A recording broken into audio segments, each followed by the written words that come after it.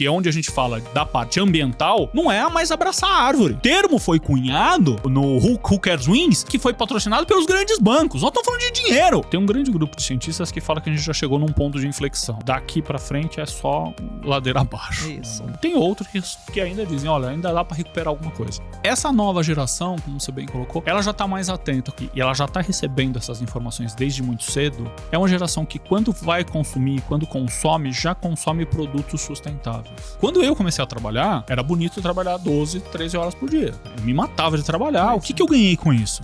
Ganhei 2 úlceras. A hérnia. A hérnia. Mas o jovem hoje, né, que quer trabalhar, ele quer primar pela qualidade de vida.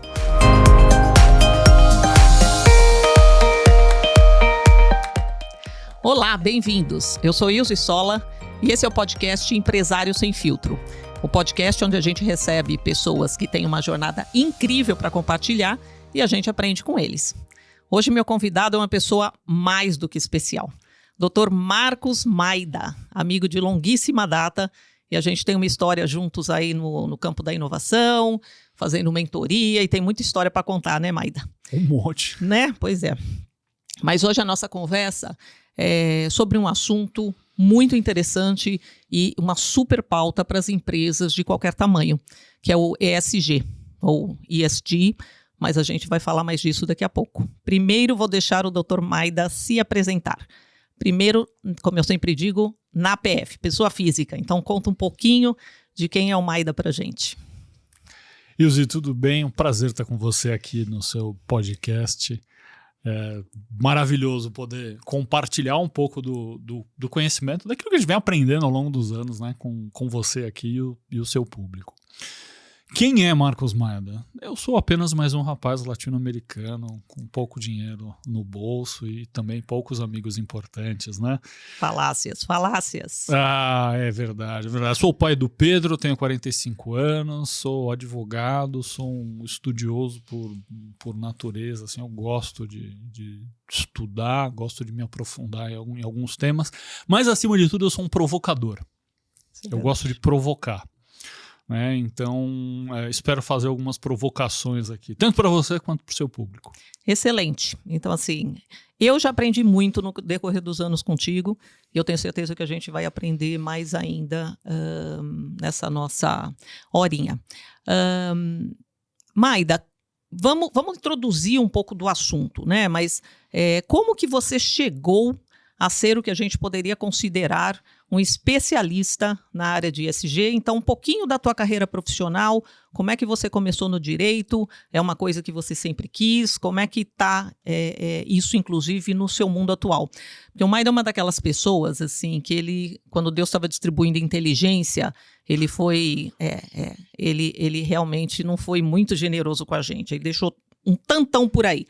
Mas ele faz um pouco de tudo. Então, assim, como você se define hoje profissionalmente, quais são os teus focos e como o ESG entrou na sua vida? Deus, vamos lá. Eu venho de uma família de advogados. Minha família sempre teve advogado. E aí eu quis ser diferente. Eu comecei fazendo administração. E no meio da faculdade de administração, eu falei, pô, esse negócio não é para mim. Esse negócio é legal, mas não é para mim. Vou largar isso daqui. Acabei largando a faculdade do meio para o fim e ingressei na carreira do direito. Entrei na faculdade de direito. Mas a cadeira de administração me trouxe um conhecimento interessante sobre uma área da administração que eu chamo de tripé da administração moderna, que é a governança, a gestão de riscos e o compliance. A partir disso, eu comecei a desenvolver duas visões. A visão do GRC, né, através da administração e através do direito, né? Então, quando eu fui fazendo direito, eu fui entendendo um pouco melhor isso e aplicando, e vendo que em alguns momentos elas eram visões conflitantes. Do GRC para o ESG foi um pulo, porque é a mesma, nós estamos na mesma área de atuação, né? Vamos traduzir? Então, quando a gente fala de governança, gestão de riscos e compliance, são 3 letrinhas que a gente vai chamar sempre de GRC.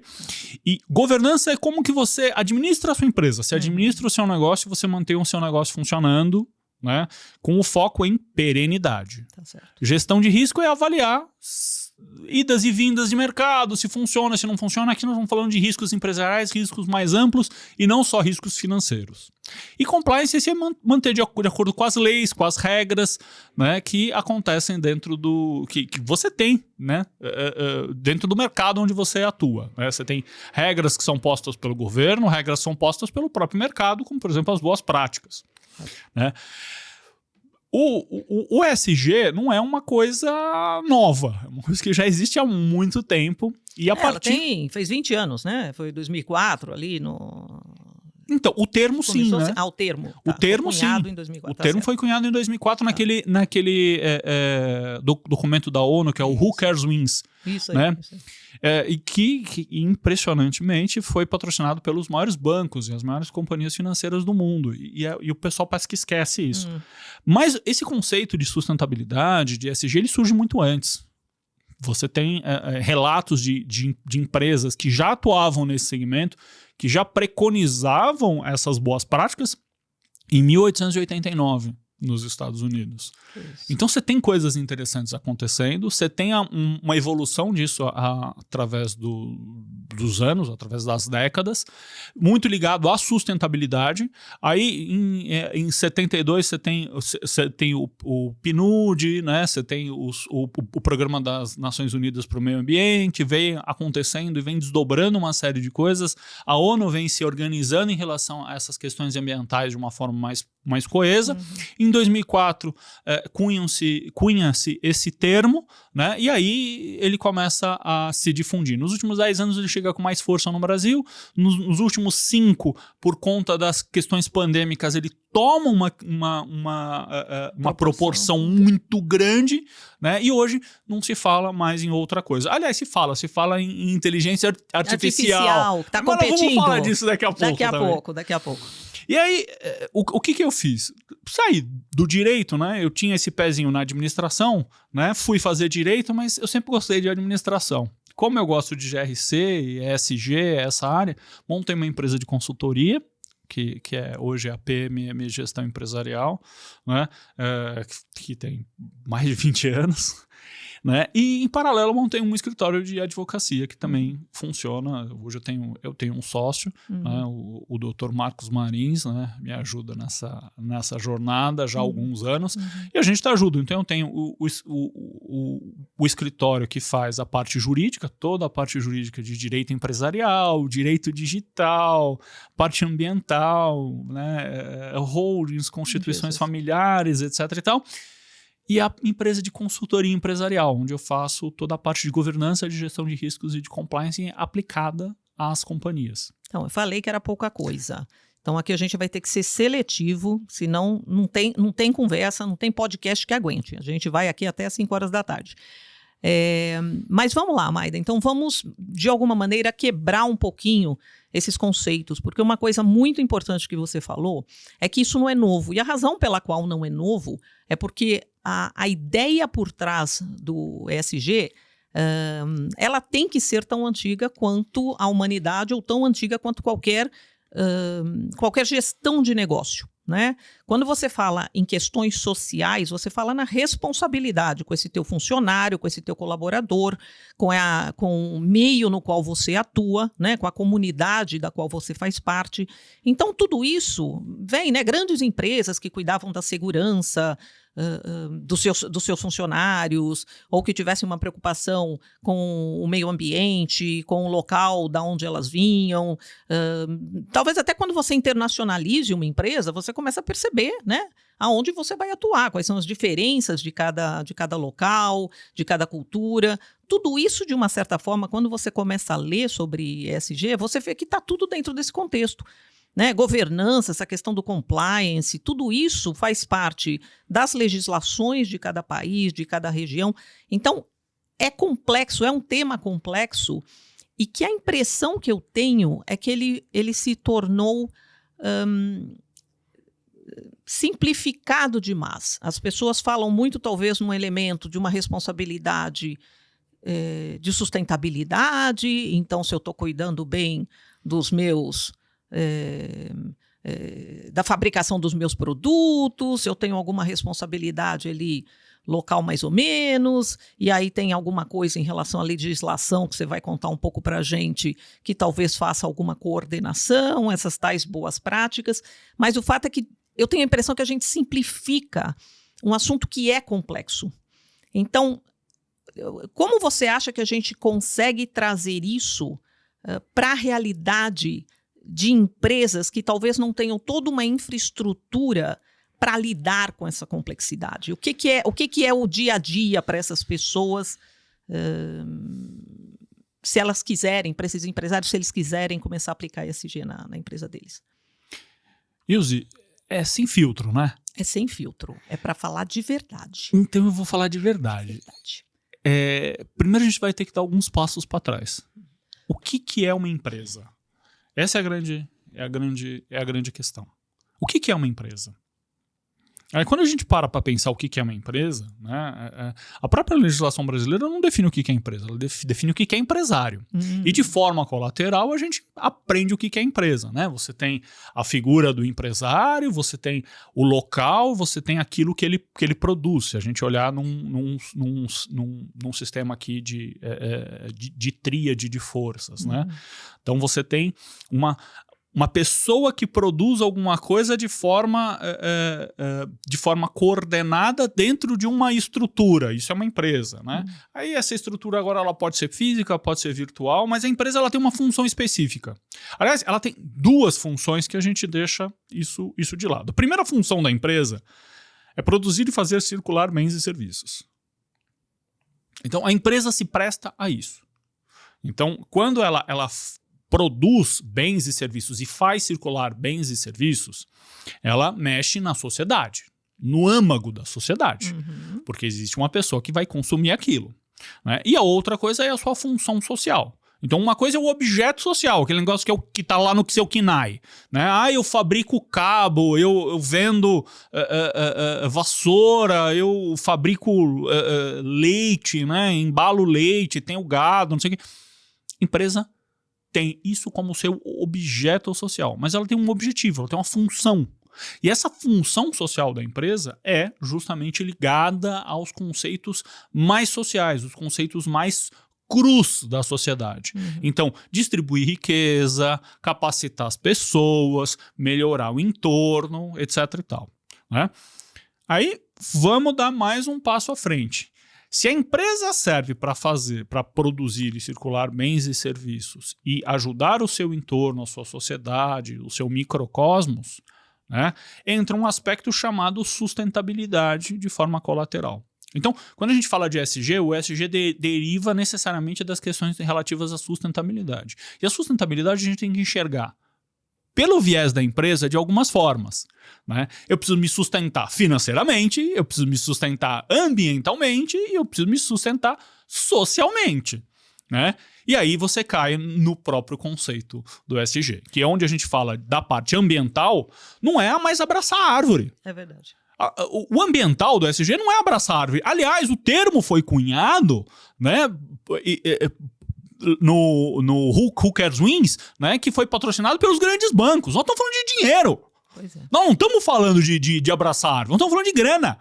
Então, a questão é a seguinte, quando a gente traz esse conceito para dentro e a gente fala, poxa, ambiental, o que é o ambiental? Poxa, eu preciso ter um meio ambiente limpo, eu preciso parar de poluir o quanto eu poluo, eu preciso rever a minha cadeia de matéria-prima, eu preciso entender esse contexto, né? Falo em social, né? Então, o E de ambiental, environmental, o ambiental, o S de social, né? O social ou social, né? Eu olho para os meus colaboradores, e aí eu olho pelos colaboradores pelo olhar amplo, não é só o meu funcionário. Eu tenho todos os meus stakeholders, né? Os meus fornecedores de serviço, as pessoas que consomem os meus produtos, os meus concorrentes são os meus stakeholders, né? Eu preciso trazê-los para o jogo, né? E aí eu chego na questão de governança. Né? E a questão de governança, finalmente, é como eu administro isso tudo. E sem eu administrar tudo isso, nem o ambiental nem o social vão funcionar. E aí a gente chega numa tal história. Eu faço tudo isso para quê? Porque eu quero ser bonzinho. Então, mas você vai tocar num ponto que você falou agora, que eu acho que é a regra do jogo. A questão do ESG, ele não está ligado, ele não é uma obrigação da empresa. Ele é quase que a razão de existir. E ele está ligado à sustentabilidade da própria empresa, né? A sustentação e a existência dessa própria empresa. Então, não deveria ser opcional. Isso deveria fazer parte do dia a dia. Então, como você desmistifica isso dentro de uma organização? Porque isso não é um departamento, não é uma pessoa, não é uma diretoria. Então, eu falo que é que nem customer experience, né? Você coloca ali no cantinho e dá o título para alguém, mas não é isso. Uma empresa é feita de pessoas para pessoas. Não existe, eu sempre falo, não existe uma estrutura.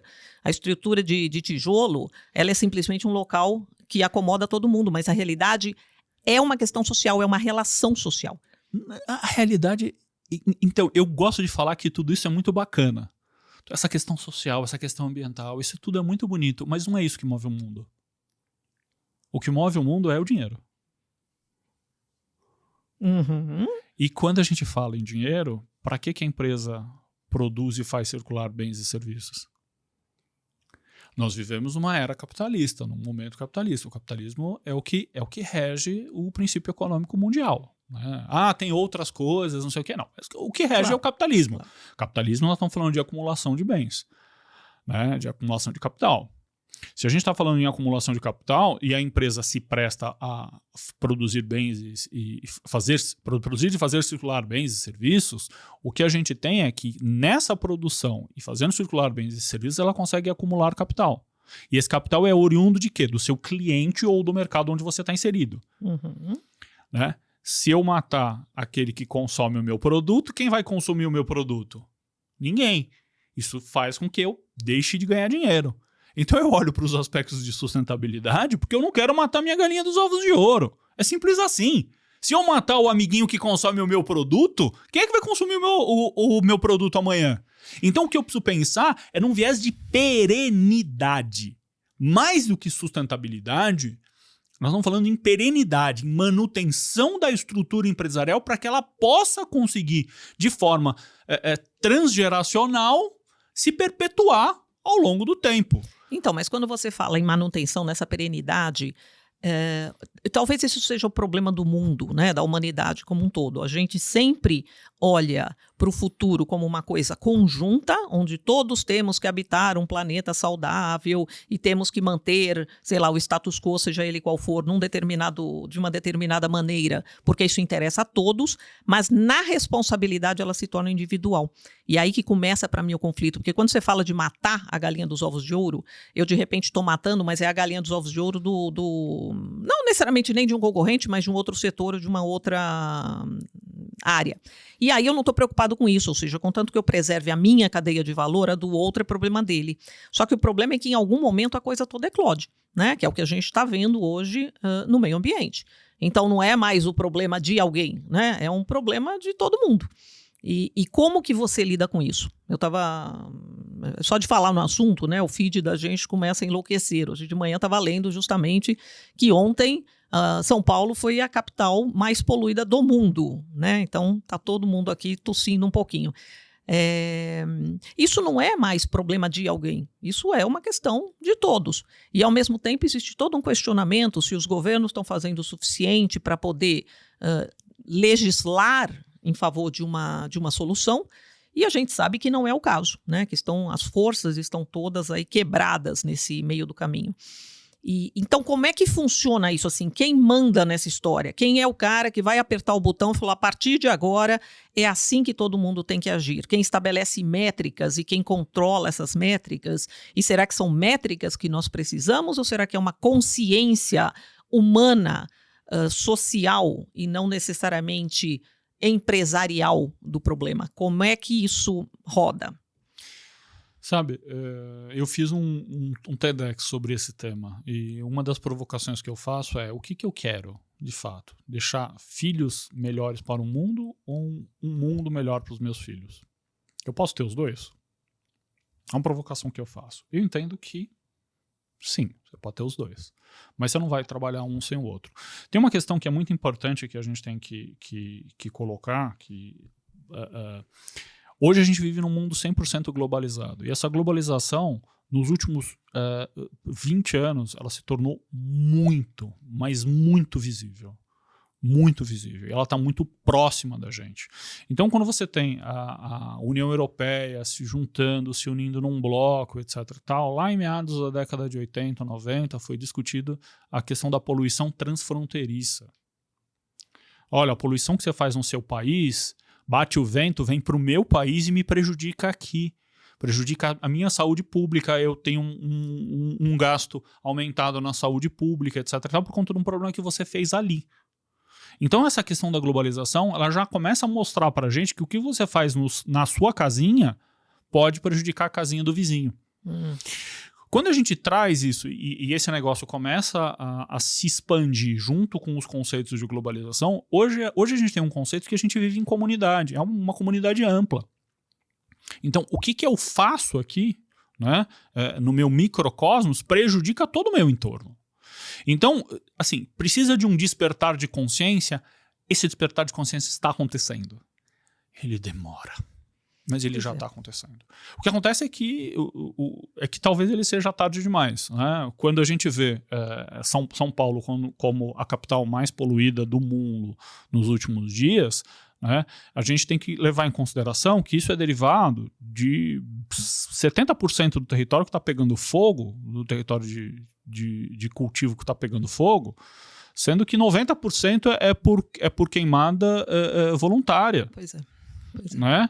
Que é uma prática que já foi discutida e que já todo mundo já sabe que não é uma prática boa, nem para o solo, nem para a natureza, nem para o meio ambiente, nem para as pessoas que estão ao redor, né? E gera só uma série bizarra de problemas. Aí você soma isso, a seca que a gente está tendo, que é um período de estiagem grande, né?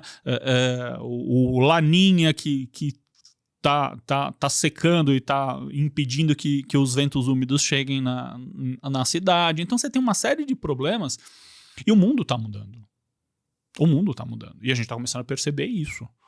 Né? Mas essa mudança, de novo, né, lendo mais uma, parece que a União Europeia agora estabeleceu o que eles chamam de ecocrime. Eu não sei exatamente qual é a terminologia que eles estão usando, talvez não seja essa, mas que finalmente está se começando a olhar para isso, tudo aquilo que tem uma causa ambiental tão forte, tão radical, que tem esse impacto que você falou, no caso deles, em toda a União Europeia, mas obviamente em todo o mundo, que agora vai ser tratado de uma maneira criminosa ou criminal, né? Então, são mecanismos, vamos dizer assim, necessários, mas a gente tem essa sensação assim quase de um desespero, né? Como é que a gente vai reverter essa situação? E será que reverte? E eu trago isso para outros tópicos e para outros temas, que não só a questão do aquecimento global e de questões sustentáveis, mas para questões dentro de uma organização. Você falou um negócio muito importante, que é a questão do papel dos stakeholders. A gente fala muito disso de jornada do cliente, né, quando a gente fala da experiência, e eu sempre brinquei que assim, a experiência nunca é feita só por quem provém o serviço ou o produto ou disponibiliza o produto. Tem toda uma cadeia de responsabilidade, né? Se você faz, às vezes você prepara uma comida maravilhosa, o seu restaurante, etc. Quando você manda entregar aí com terceirizado e a entrega não é ideal, obviamente isso impacta na imagem, no branding, na experiência do teu produto. De uma certa forma, a gente está colocando tudo isso de uma mesma maneira, quer dizer, essa jornada, essa experiência dessa empresa, dessa organização, passa por tudo isso. Se eu não tenho funcionários de alguma maneira comprometidos, engajados em todas essas causas, sendo quase ativistas e tendo um papel, né, de bater no teto e falar, escuta, eu quero trabalhar numa empresa que me represente, uma empresa que de alguma maneira expresse o meu sentimento, porque não vou falar da sua, mas da minha geração, a gente vai olhando para frente e fala, bom, vou ver o que eu consigo fazer ainda, né? Mas tem uma geração maravilhosa que está vindo, muito questionadora, muito determinada a mudar esses princípios e que a gente precisa entender como é que a gente respeita, até numa questão de retenção de talentos, né? Qual é o meu propósito como organização e como é que eu realmente defendo uma causa dentro de uma cultura, não só da boca para fora, não só porque alguém está me mandando ticar, né, métricas de sucesso em ESG, mas alguém, realmente uma empresa que fale, não, eu acredito nisso. Você acha que isso está acontecendo ou isso ainda está muito distante dos interesses organizacionais, né? Legal. Vou começar respondendo de trás para frente. Se eu acho que está acontecendo, aí eu gosto de usar um provérbio soviético aqui. Achar é a mãe de todos os erros. Não tenho direito de achar nada. Ou eu sei ou eu não sei. Ou eu não sei. E o que você sabe? Então, tem um grande grupo de cientistas, aí eu volto pro começo de novo, né? Tem um grande grupo de cientistas que fala que a gente já chegou num ponto de inflexão. Daqui para frente é só ladeira abaixo. Isso, não tem, foi. Já era, acabou. E tem outros que ainda dizem, olha, ainda dá para recuperar alguma coisa. Né? Então é aquela história, né, do otimista e do pessimista, né? Do pessimista, bom, deixa essa história eu conto depois do otimista. Você vê que o meu copo ele tá bem no meio aqui, Maida, você pode escolher se ele tá ele tá meio cheio ou vazio. meio vazio, é mais ou menos isso. E aí a gente começa a pegar algumas questões que eu acho que são interessantes para trazer isso. Primeiro que essa nova geração, como você bem colocou, ela já está mais atenta. Como ela é uma geração 100% globalizada, 100% digital, ela já está recebendo essas informações desde muito cedo, né? É uma geração que quando vai consumir, quando consome, já consome produtos sustentáveis. Então, quando a gente fala em experiência de cliente, quando a gente fala em branding, quando a gente alia isso a um bom marketing, né? Não o greenwashing da vida, mas um bom marketing sendo feito e mostrando que você está atuando nessa área ambiental de alguma forma, você acaba trazendo valor. E essa pessoa topa pagar até 30% mais caro por esse tipo de produto. Então, e já tem estudos relacionados a isso. Quando a gente fala de a implantação do ESG dentro das companhias é caro, funciona para as companhias, a lei me obriga. Bom, igual à Europa, no Brasil também a gente tem uma legislação ambiental específica. Então você não pode derrubar árvores, você não pode traficar animais, você não pode fazer uma série de coisas, né? Você tem algumas obrigações ambientais de limpeza de solo, de alocação de resíduos, etc. e tal, e por aí vai. Quando a gente olha dentro das empresas e dentro das companhias, as companhias, por uma razão de compliance, que é se manter adequado dentro da lei, né? Ela tem que necessariamente fazer e se manter e se estruturar em dia com a sua própria legislação, com a lei, com aquilo que está determinado. Esse é o primeiro aspecto. Então, eu preciso olhar para a legislação ambiental? Sim, eu preciso olhar para a legislação ambiental. Eu preciso olhar para as questões de saúde pública? Preciso olhar para as questões de saúde pública. Aí fala, bom, eu tenho uma obrigação empresarial aqui, necessariamente eu tenho uma obrigação empresarial. Então eu preciso cumprir essa obrigação empresarial, estando de acordo com as regras, com os institutos, com as formações que eu tenho. Eu tenho boas práticas, de um lado, que é o mercado que me impõe aquilo para eu estar de acordo com o mercado, e eu tenho a lei que também me impõe algumas coisas e eu tenho que estar de acordo com aquela lei. Mas você vai falar, mas é caro implementar isso. Não é caro. Esse é o grande detalhe, não é caro. Porque a gente tem que olhar isso como um investimento com foco em perenidade. A minha empresa vai se sustentar por mais tempo, vai se manter perene ao longo do período. Da vida, da minha vida, da vida da próxima geração, etc. Que é exatamente isso que a gente quer. Então, quando a gente transfere isso, a gente vai fazendo. E aí, a gente começa a pensar, poxa, mas a sustentabilidade eu posso vê-la como um investimento? Sim, um investimento necessário, né? E aí a gente a médio e longo prazo, a gente foca na perenidade. No curto prazo, a gente tem a questão da reputação empresarial. Poxa, todas as empresas hoje vivem num capital reputacional que é muito importante, né? Isso alinhado ao bom marketing, olha, eu tenho produtos sustentáveis, eu cuido da sociedade que está ao meu redor, eu diminuo minha pegada de carbono, né? Eu capacito melhor os meus colaboradores. Isso faz com que você, inclusive, atraia novos colaboradores. Olha, eu tenho um ambiente aqui que é um ambiente adequado. tudo, né? Eu tenho uma cadeira adequada, uma mesa adequada, uma iluminação adequada, como a gente tinha antigamente, né? Antigamente, ontem atrás. Alguns antes anos, de manhã. Hoje de manhã a gente falava de PPRO e PCMSA, né? Como programas relacionados à saúde do colaborador, né? Hoje a gente expande isso e fala, poxa, eu preciso que isso aconteça? Preciso que isso se mantenha? Preciso. Isso não é mais um mero detalhe para eu cumprir uma regra legal da legislação do trabalho aqui, né? Mais do que isso, né? Isso faz com que eu tenha um ambiente saudável para que as pessoas possam produzir melhor. Se a pessoa produz melhor, ela me dá mais lucro. Poxa, mas eu consigo atrair talentos com isso? Se você tiver um ambiente diverso, um ambiente equilibrado, você atrai talentos. Ah, mas isso é só para inglês ver, porque tá na moda você trabalhar com diversidade, trabalhar com equidade, né? Ter homem, ter mulher, ter qualquer coisa trabalhando com você, ter qualquer tipo de pessoa trabalhando com você. Então, isso tá na moda, isso vai me trazer benefício?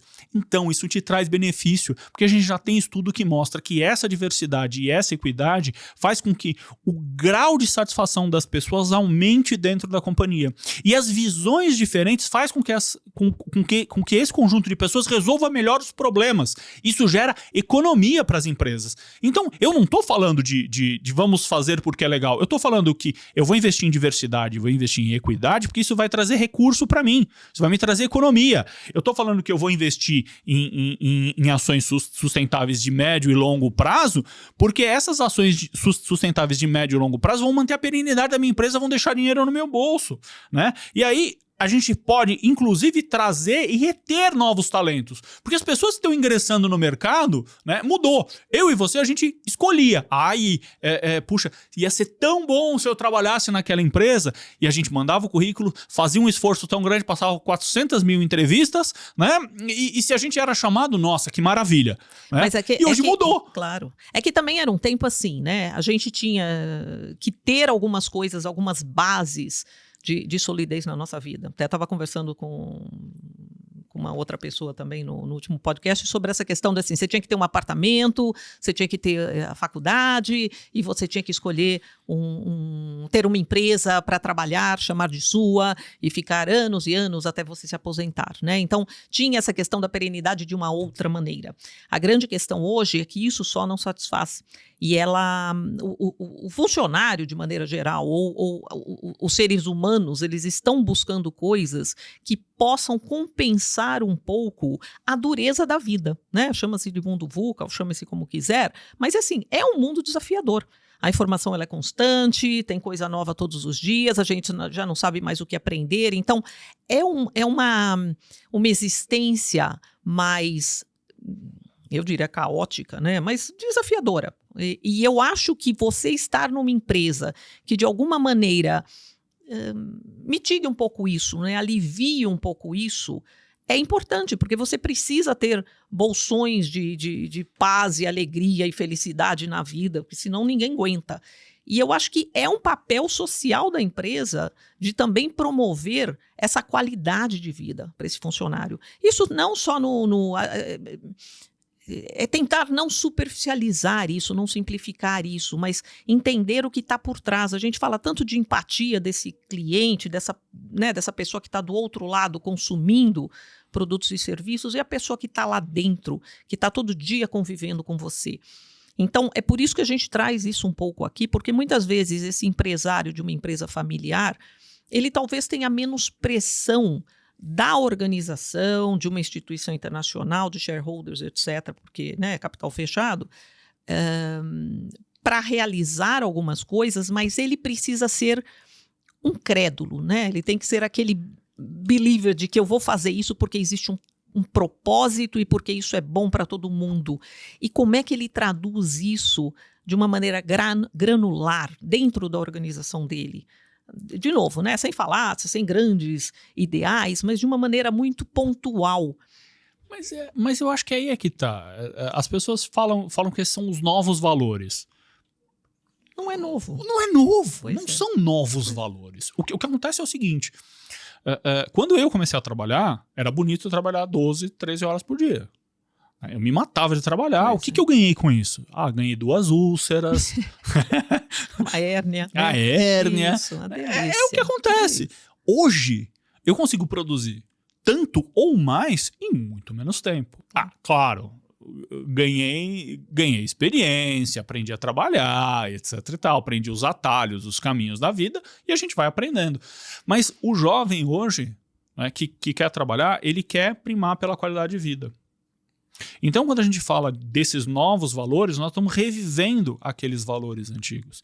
A gente passou por uma geração, né, que era uma geração absolutamente superficial, né, a geração dos 120 caracteres, né, a geração do miojo, né, 3 minutos está pronto, né, e aí esse negócio mudou, né, e agora é a geração do iFood, né, você liga lá e o negócio chega na sua casa e cai no cartão de crédito, você não tem nem que descer para pegar, é só descer para pegar o seu pedido, né, você não põe a panela no fogo com a água para fazer o miojo. Então, assim, o mundo, e aqui é interessante, a gente traz Bauman para a conversa, o mundo está líquido, né? E essa fluidez do mundo acaba reverberando nas relações. Quando a gente endurece mais essas relações e fala, peraí, eu tenho uma base sólida aqui, que são os meus valores, o troço muda. Então, quando você fala dessa questão intergeracional, né, você pega os valores do pai ou os valores do avô que fundaram aquela companhia, e esses valores vão se perpetuando, né? E na perpetuação desses valores, alguns começam a ser vistos de forma diferente. Mas quando a gente vai lá na raiz, a gente vai lá na matriz desses valores, eles continuam sendo os mesmos. E São quando a gente mesmos, revive eles... Mas talvez a gente tenha que ter aí também um ponto de reflexão, porque alguns dos valores das gerações anteriores, eles são muito questionados pelas novas gerações. E até para que você perpetue essa própria transição da empresa, né, para os filhos e netos, etc., começa a haver um questionamento. Ele é natural. Esse questionamento a gente discute muito aqui, mas ele está lá, ele é presente. Você sempre quer fazer diferente do que o seu pai fazia, do que seu avô fazia, e obviamente essa geração anterior olha e fala assim, mas você ainda não sabe tudo, você ainda é muito novo, né? Você está sendo ingênuo nas suas decisões. E eu acho que se a gente consegue ter uma empresa que trabalhe esses conceitos, de novo, dentro de uma cultura, isso é complexo. Isso é complexo, exato. Mas também seria um bom argumento para que essa transição aconteça de uma maneira talvez menos doída. Faz sentido isso? Os valores evoluem, porque a própria sociedade evolui. Né? O que o meu avô pensava é diferente do que eu penso, mas existem algumas coisas que se perpetuam. Olha, você tem que ajudar as pessoas, você tem que ser um bom menino, você tem que, poxa, você não pode... Trabalhar duro. Tem que trabalhar, né? tem que...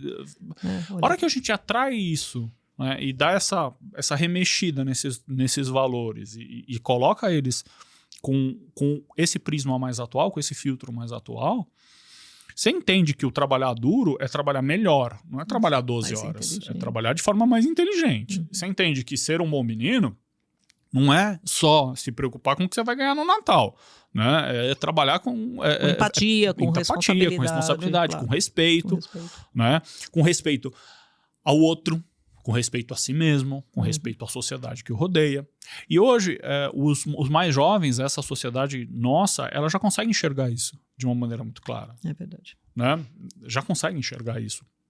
Talvez seja aí a grande vantagem que a globalização trouxe isso pra gente. Então, o que eu faço te afeta diretamente, né? E vai afetar você e vai afetar mais uma cadeia de outras pessoas e vai reverberando. Né? Isso é muito importante. E é tão importante que vale a pena a gente lembrar do que aconteceu quando a gente ficou preso dentro de casa durante quase um ano, que a gente não podia sair, não podia se comunicar, não podia ver as pessoas, não podia abraçar, etc e tal. Pô, eu não ia na casa do meu pai, né? Porque ele é mais idoso e eu não podia vê-lo porque se pega uma doença... A sua responsabilidade com a saúde dele, né? A minha responsabilidade com a saúde dele. O que aconteceu? O céu ficou mais azul. As plantas ficaram mais verdes, tinha mais passarinho cantando de manhã. E aí, será que já revertemos o pouco que a gente conquistou? Não, você percebe que assim, é uma mudança que impactou Claro. tudo. E a gente falou, nossa, não é que dá para fazer alguma coisa? Dá para fazer alguma coisa? Isso acendeu uma chama de esperança. Por isso e aí retorno para o começo. Aqueles que falam que nós já passamos do ponto de inflexão, né, que aqui não tem mais volta, quando a gente olha esse tipo de coisa, dá uma chama de esperança para a gente falar, acho que ainda dá. Eu não sei, Maida, eu sou uma pessoa muito pragmática nas coisas e eu olho realmente para o mundo de uma maneira relativamente racional, né? Até porque tentando entender o que pode ser feito e entendendo os dados e os fatos é que a gente consegue, para mim, aperfeiçoar e trazer soluções. Então, eu gosto de olhar dessa maneira. Até falando, né, para mim, a experiência do cliente, ela surgiu com essa base. Como é que eu acho soluções para coisas que, de alguma maneira, talvez não estejam claras para todo mundo, para a empresa, olhando para esse cliente final. Mas, nesse ponto, uma coisa que eu aprendi, ou não sei, talvez seja mais uma percepção, eu acho que o ser humano, ele tem recursos. Ele de alguma forma se reinventa, ele de alguma forma encontra soluções para as coisas. Eu tenho uma enorme, não é nem esperança, é uma crença de que a gente acha formas de solucionar essas coisas. Eu não sei em que tamanho, eu não sei se a gente vai criar um negócio tão louco quanto colocar uma redoma ao redor do planeta, eu não sei, mas eu acho sim que tecnologia, inovação e esse compromisso provavelmente vai nos levar a, de novo, pelo menos diminuir um pouco alguns impactos. Eu continuo sendo uma otimista nesse sentido. Mas, até porque a gente está aqui já no adiantado da hora, tem um ponto que eu acho que a gente talvez falou menos ou talvez esteja mesclado em tudo que a gente falou, que é o elemento da governança, né? E você aí como advogado, eu queria que a gente tocasse um pouquinho nisso. O que é a governança dentro do ESG e como ela se traduz em empresas, de novo, familiares, que tem um dono, que tem cujo empresário, no final, no frigir dos ovos, é o grande responsável por essas decisões. O que é governança para esse grupo? Legal, bacana a pergunta. Eu acho que eu posso passar aqui alguns pilares daquilo que eu chamo de ESG by design, né? Que é como que o ESG entra no desenho da estrutura das empresas, no desenho de uma empresa que está sendo construída ou de uma que já existe, propriamente dita, né? Quando a gente fala dessa questão de governança, a gente tem que entender que é um movimento proativo, né? Então, pensar em ESG é pensar de forma proativa. A partir do momento que eu já começo a pensar como é que eu diminuo a minha pegada de carbono, vou contratar as pessoas que moram mais perto, né? Como é que eu faço para diminuir o lixo, como é que eu faço para identificar na minha cadeia produtiva o que eu posso reutilizar, o que eu posso reaproveitar, o que eu posso reciclar, né? O que eu posso ressignificar dos meus produtos ou dos meus resíduos para que eles retornem de uma forma mais pura para a natureza, né?